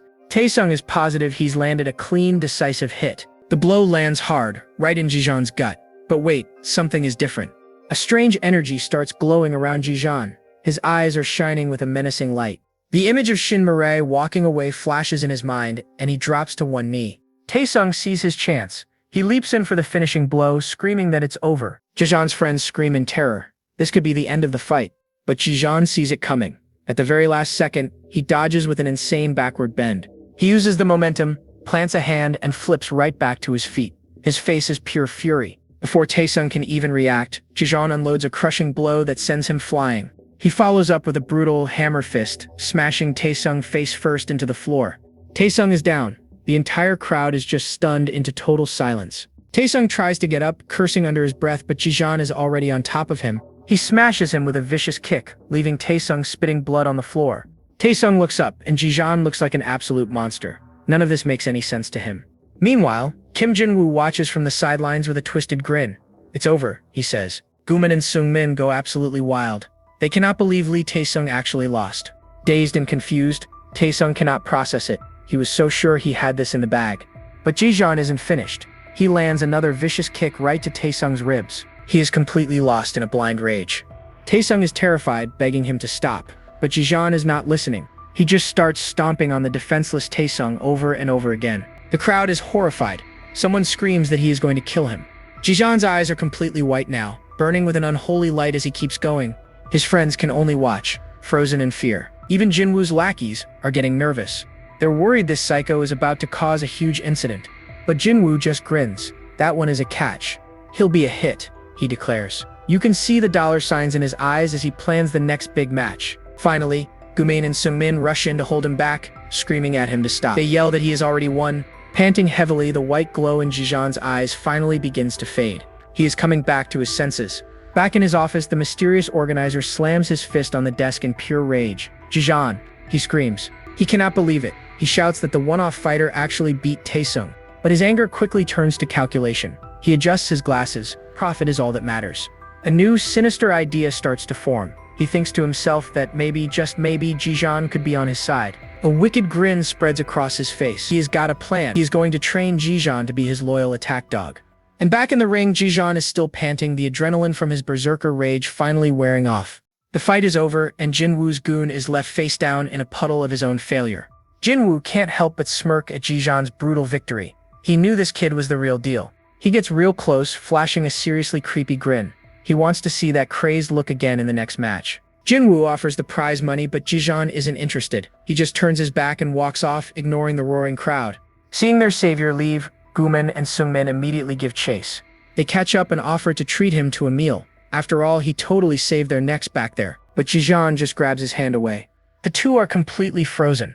Later that night, we find Jijan wandering the city streets completely alone. He suddenly stops in his tracks. Music from a massive screen overhead has caught his attention. It's the K-pop group Alicon, and for some reason, seeing them gives him a strange sense of familiarity. He just stands there, lost in thought as the music plays on. On the screen, a reporter is interviewing one of the members, Shin Mirai. She's humbly thanking the fans for all their support, even making a little heart gesture. And get this, Guman and Seungmin have been tailing him this whole time. They're wondering what his deal is with Alicon. They put two and two together. Do you think it was Alicon's song that made Jijan weird earlier? Seungmin asks. Maybe he's an anti-fan, but Guman totally shuts that down. Alicon has no haters. They're way too pretty. Seungmin calls him out for being a lacan, like stans of the group. Guman can't even deny it, admitting Shin Mirai is awesome. Seungmin just rolls. You're a simp. I knew it. But it's a trap. Guman flips the question, and Seungmin excitedly admits he's a fan too. I like the youngest, Ryan, he yells. Meanwhile, Jijan has already moved on. He's now heading toward a deserted beach at night. His two stalker friends are totally baffled. Why would he go to the beach? Is he that stressed out? And bro literally brought a school chair with him? He just sits there staring out at the dark ocean. The duo debates their next move. Seungmin jokes that Jijan is probably regretting hanging out with them. But Guman is serious. He insists they should go talk to him because that's what friends do. Seungmin looks torn. He knows just the person who could help, but the idea alone makes him sweat. Meanwhile, Arum is fast asleep when a sudden buzz from her phone wakes her up. She checks the notification. It's an invitation to the beach, right in front of the lighthouse. Throwing on a hoodie, she quietly slips out of her room. On her way out, she finds her dad passed out drunk at the kitchen table. He suddenly jolts awake and starts screaming at her. "What? You want to die?" Terrifying Arum. He mutters a few more things before passing out again. Shaken, Arum makes a run for it. Back at the beach, Guman asks who Seungmin texted. He nervously admits it was a girl named Arum. Guman's mind is blown. He can't believe Seungmin is actually texting a girl. But Seungmin has to explain the whole complicated situation. Arum doesn't actually know it's him. He reveals the phone he's using is the one Arum gave to Jijan, hoping to get his number. But Seungmin found it first, and has been catfishing her this whole time, pretending to be Jijan. He confesses he knows it's wrong and he has to give it back. He just could not bring himself to do it. Guman asks the obvious question, does he like Arum? Seungmin sadly admits he used to, but now he knows his place. Guman smacks some sense into him. Then give the phone back already, man. Stop messing around. But as they get closer, Jijan turns around. Seungmin freezes in his tracks, absolutely terrified. He shakily holds out the phone. Jijan just stares at him with that intense gaze. Suddenly, Seungmin drops to his knees and slams his head to the ground. He screams out an apology for pretending to be him. He tearfully confesses to sending the last text, begging Jijan not to reject Arum because they look good together. Jijan says nothing, but then the phone in his hand lights up with a brand new message. It's from Arum. She says she's almost there. Jijan's eyes go wide with pure shock. He looks up just in time to see Arum herself running towards them, completely out of breath. Watching from a distance, Guman is impressed. Seungmin cannot believe she actually came. With tears in his eyes, Seungmin gives his blessing. He just wants Jijan to take care of her. The two bros decide to give them some privacy. Do you want to sleep over at my house? I have a gaming console, Guman asks. Rum takes a seat next to the silent Jijan on the bench. She starts typing a message, admitting she was surprised he texted her. Jijan looks down, looking tired and sad. She types again, asking him what's wrong. Rum waits, a little confused. Finally, Jijan starts to type his reply. His reply is simple. Thought of you. And just like that, Arum starts blushing like crazy. They sit in comfortable silence for a moment. Arum breaks the ice, texting that the waves sound nice. Jijan agrees. She asks if he comes here often, but he admits it's his first time. She keeps the chat going, admitting his text was actually what woke her up. Hearing that, Jijan's eyes widen. He seems genuinely surprised. He abruptly stands up, saying he'll see her home, but Arum grabs his arm. No, she types. I don't want to go home. Jijan just stares at her in surprise. A few minutes later, Jijan gets her a drink from a nearby vending machine. She thanks him, and they fall into a comfortable silence, just watching the waves. Arum asks why he doesn't want to go home, admitting that her own house feels like a prison. Then she brings up that text he sent her, saying she was really surprised by it. She even mentions the surprise goodnights text he supposedly sent the other day. Jijan looks completely baffled. He has zero idea what she is talking about. He pulls out his phone and sees the messages for himself, messages he never even sent. And in a flash of rage, he knows exactly who has been messing with his phone. Seungmin. Arum, completely unaware, says his text was like a small cheer telling her to stay strong. Blushing, she thanks him again, leaving Jijan totally speechless. Finally, she works up the courage to ask the question on her mind, why doesn't he speak? That one question triggers a painful memory, sending him spiraling. He remembers desperately screaming a single name into the air. Mirai. In the memory, a blonde girl named Mirai walks away before coming to a sudden stop. He's being restrained by security, who are accusing him of being a stalker. But Mirai suddenly runs back, pushing past the guards to embrace him. Through tears, she confesses that she tried to be cold, but she just can't do it. She cries that she can't let him go, not even if she dies. He holds her close, promising he will always be there for her. And watching this entire scene play out from above are two men in suits. Back in the present, Jijan just replies that some words can seep into your soul and freeze you. She guesses his reason for being quiet is much more complicated than hers. He asks her what her reason is. She types back, it's simple. She explains that her words are dirty, just like her dad's, and she has that same darkness inside her. Instead of prying, Jijan just suggests they take a walk, and she agrees. They wander together through the bustling city streets on a Saturday night. Suddenly, shouting erupts from a nearby outdoor restaurant. And who is right in the middle of it? None other than Kang Doyle, who just smirks. The thugs immediately recognize him as one of the Dazen Industrial High guys. Doyle, looking totally bored, just wants to drink in peace after getting out of some trouble. The thugs are happy he's alone, but Doyle says he likes it that way. One thug threatens him, but Doyle just mocks them for getting wrecked by his upperclassmen before. That is the last straw. The thug flips the entire table, absolutely furious. With a dead-eyed stare, Doyle says he has nothing to lose and kicks the guy square in the jaw.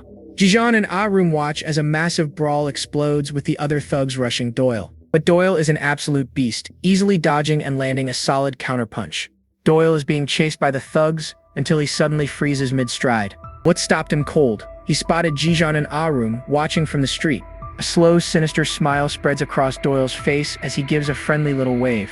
He calls out, "It's nice to see you, my friend." Just as the dust settles, a voice cuts through the night shouting Jijan's name. Oh no, it's Kang Doyle, and he's sprinting towards them with a seriously creepy grin.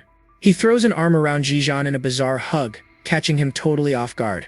And right on cue, a whole crew of thugs swarms out from a nearby alley. Doyle just smirks, telling the thugs that he and Jijan are obviously best friends. Yeah, they are not buying it, but what the heck, they decide to just beat everyone up. Ahiram is totally freaking out. Jijan moves forward to protect her. One of the goons lunges straight for Doyle, screaming that he's a dead man. But Doyle counters with a brutal elbow strike right to the dude's face. Another thug rushes in from the side, aiming for Jijan. Jijan intercepts with a lightning-fast hook, absolutely rocking the guy's jaw. Doyle glances back, surprised by the assist as another attacker closes in. He spins and decks the guy with a vicious right hand, shouting a warning to Jijan. Meanwhile, Jijan is already handling his own opponent with ease. He unleashes a massive punch, sending purple energy exploding from the impact. In a blur of motion, they demolish the entire group in perfect unplanned sync. Watching this, Ah-room realizes she's had Jijan all wrong. She thought he was distant, but now she sees the truth. He's the type who breaks down walls to connect. He might seem cold on the outside, but his heart is anything but. She watches Doyle, thinking about how most people fight for selfish reasons. But Jijan is different.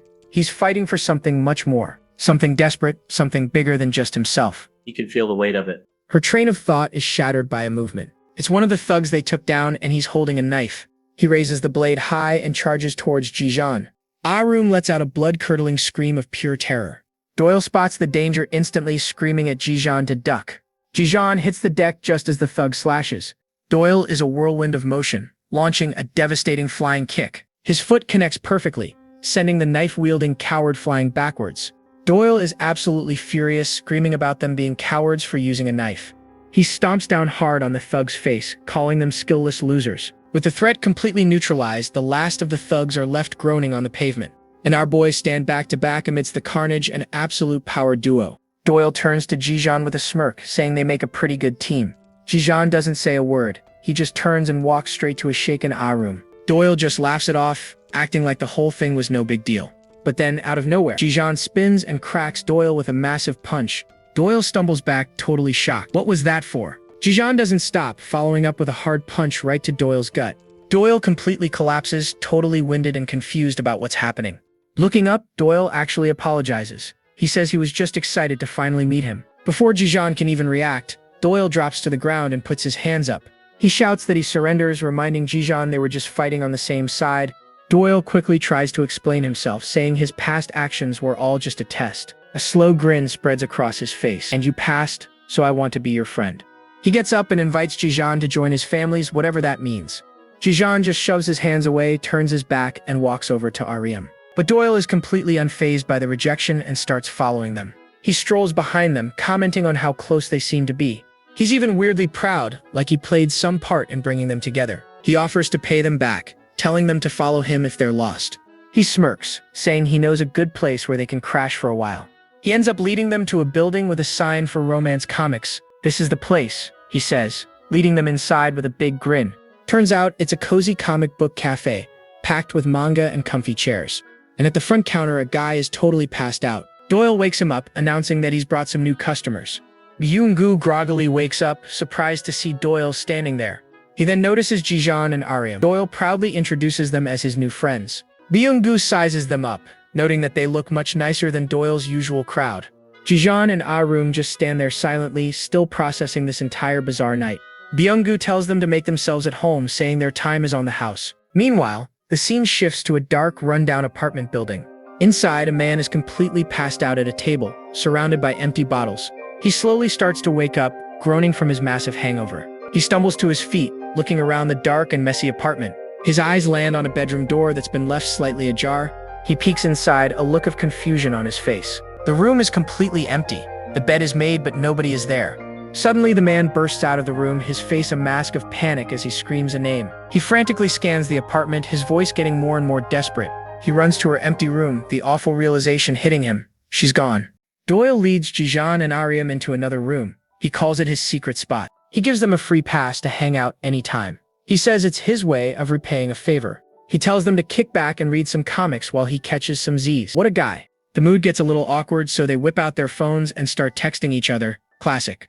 Jijan texts her, asking if she was scared earlier. She plays it cool, saying she's fine now. She asks if he wants to read a manhwa, and he gives the most Jijan reply ever. Yeah. And just like that, they're sitting side by side, quietly reading together. Suddenly, Ariam starts giggling at her comic. Jijan glances over, totally caught off guard by her cute side. The moment passes, and they settle back into a comfortable silence, lost in their stories. A little later, the cafe owner rocks up with an apron and some free drinks. This dude is the GOAT. He mentions he's surprised a guy like Doyle even has friends like them. Actually, he corrects himself. Doyle doesn't have friends, just a bunch of thugs he gets into fights with. Then, out of nowhere, he holds up his hand. 2 fingers are missing. Jijan and Ariam are completely shocked. He admits it was brutal, and says Doyle still hasn't moved on from what happened. That was the moment an ordinary kid started walking down a much darker path. He apologizes for the heavy topic, but asks them to look out for Doyle. He calls him a good kid. Time flies by. Jijan looks over and, oh, Ariam has fallen asleep, right on his shoulder. Jijan just stares down at her. His expression is totally unreadable but super intense. Suddenly, Ariam jerks away. She's instantly flustered and blushing when she realizes the situation. Her phone buzzes. 3 missed calls from her dad. She panics and says she has to go home now. Without saying a word, Jijan just types a simple message. I'll drop you off. He walks her through the quiet night streets all the way to her apartment building. They ride the elevator up in silence. Ariam turns and waves goodbye from down the hall. From her balcony, she sends him a text. It was some hours of freedom. Thank you, Jijan. But as she goes to unlock her door, it swings open. It's her furious, disheveled father. He immediately starts screaming at her. What time is it? How many times did I call? When she doesn't answer, he gets even more enraged and violently slaps her to the floor. Down the hall, Jijan sees everything. His face turns to a mask of pure ice-cold fury. The father isn't done yet. He grabs Ariam by her hoodie, dragging her and demanding answers. Then he spots Jijan. All that rage immediately turns on him, accusing him of corrupting his daughter. Ariam grabs her dad's shirt, trying to stop him. Are you siding with him? He roars. Tears are streaming down her face, but she grits her teeth and screams, Go back, Jijan. Her father shoves her away again, snarling, I'm gonna kill that bastard. Ariam is on the floor, desperately begging Jijan to run. He lunges forward, but a terrified Ariam clings to his leg, screaming for Jijan to just get away. Jijan just stands there watching. His face is a shadowed mask of conflict and rage, and then he does the unthinkable. He turns around and runs away. His mind is racing. This is what he always does. He runs from the past, from things he can't handle. Just like that time before, he wasn't strong enough to face it. As Jijan runs away, Ariam is getting beaten up. And what did he do? He ran. This is his curse. He's the guy who bolts from any fight he knows he can't win. So he just closes his eyes, trying to hide in the dark and pretend it never happened. Completely exhausted, he drags himself through the woods under the dead of night. Finally, a safe haven appears at the edge of the forest. A temple. Inside, an old monk kneels in prayer before a huge golden Buddha statue. Jijan appears in the doorway and the monk greets him without missing a beat. You've come home late. The monk smiles gently, clearly sensing the kid's inner turmoil. You must have a lot on your mind. Jijan admits to himself this was another escape, a quiet place to hide from his problems. But even in a place like this, he couldn't avoid making new connections. And now he faces a choice. Accept this new life or run away all over again. A few days later, we're back in the school's underground fight club, and a match is already going down. One dude is absolutely pummeling his opponent, who can only beg him to stop. I give up. I surrender. The beaten student cries out, ending the fight in a heartbeat. But the crowd is not happy. They start groaning. What? Already? That's so boring. But just then, the whole room goes dead silent. Kim Jinwoo and his crew have arrived. Jinwoo immediately grabs the loser by his hair. Did you just say you'll surrender? He sneers, completely unimpressed. I don't think he hit you hard enough for you to just call it quits. The poor kid tries to explain himself. There was no chance. I knew how it would end. Wrong answer. Jinwoo absolutely loses it and stomps on the kid's head. With that kind of mindset, someone like you doesn't deserve to be a fighter. He roars, launching a brutal kick.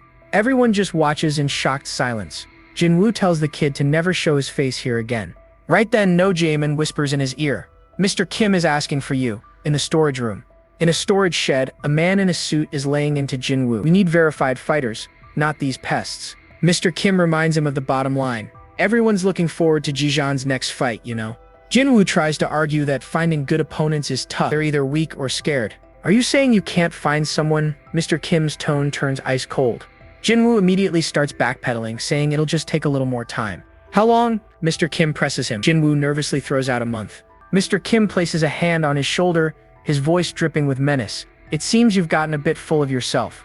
A month? Customers don't wait. His eyes narrow. There are plenty of other places for them to go. Then comes the real threat. He could take away Jinwoo's position just like that. That does it. Terrified, Jinwoo drops to his knees and begs, "No, please, anything but that. I'm sorry." And Mr. Kim grinds his shoe right onto Jinwoo's head. "I'll give you 1 week. If you can't find an opponent," he says with a twisted smile, "you will be the one fighting." He even suggests Jinwoo can show off his old bully moves. The customers will love it, right? Mr. Kim walks away, leaving Jinwoo on the floor. The threat hangs in the air. 1 week. Jinwoo is furious. If he can't find an opponent for Jijan, he has to fight. He's totally screwed. Meanwhile, Guman brought Jijan a donkatsu bento. It's bad for you to eat bread every day. Seungmin cheers him on as Guman even offers to buy coffee for dessert.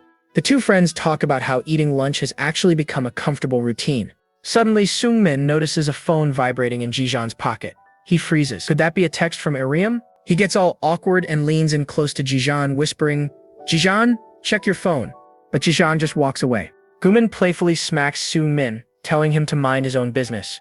Jijan finally checks the message from Aram. "Do you want to meet at the comic store later?" Later that day, Jijan makes his way through the streets to the romance manhwa cafe. And there she is, waiting for him. Inside, the air between them is super thick with awkward silence. Aram finally breaks the silence, admitting it would be way weirder not to talk now. Then she drops a personal confession, looking down as she says it. "You know, I hate my own voice." She explains it's because of her harsh way of speaking, a habit she got from her dad. Because of it, she always just wanted to hide her voice and stay quiet. But then, her whole expression changes. "But I don't regret it," she says with total conviction. "Because I don't like you getting hurt." And those words hit Jijan like a truck. That's a wrap on this recap. Hit that subscribe button to help us keep pumping out awesome content. Catch you in the next one.